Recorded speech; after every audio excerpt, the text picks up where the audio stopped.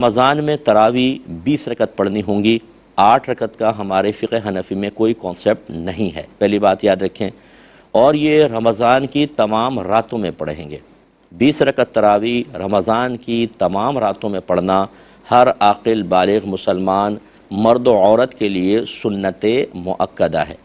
یعنی ایسی نماز ہے کہ سنت مؤکدہ ہے، اور سنت مؤکدہ کو ایک دو بار چھوڑا تو برا کیا، اور چھوڑنے کی عادت بنا لیں تو گناہگار ہوں گے، یہ فقہا نے لکھا ہے۔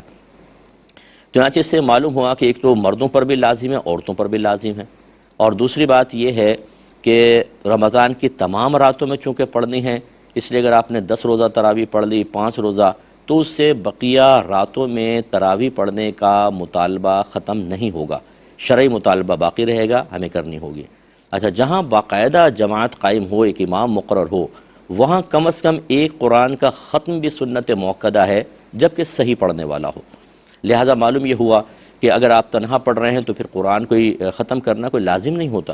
تراویح کی جماعت جو ہے وہ سنت مؤکدہ علی الکفایہ ہے، یعنی پورے محلے کی طرف سے اگر کچھ لوگوں نے تراویح کی جماعت قائم کر لی تو باقی سب بری ذمہ ہیں۔ لہٰذا اگر آپ نہیں گئے تراویح مسجد میں پڑھنے، گھر میں پڑھتے ہیں اور صورتوں سے پڑھتے ہیں تو آپ گناہ گار نہیں ہوں گے، کیونکہ آپ اکیلے شخص کے لیے قرآن کے ختم کا مطالبہ نہیں ہے، یہ تو مسجد والوں کے لیے جہاں امام مقرر ہے، پوری جماعت ہو رہی ہے، ان کے لیے سنت مؤکدہ ہے۔ لیکن میں کوئی آپ کو ترغیب نہیں دے رہا ہوں خدا نخواستہ کہ جماعت چھوڑ دیں، ادھر آ جائیں، جماعت سے پڑھیں، سعادت کی بات ہے، اور ہمت بھی قائم رہے گی۔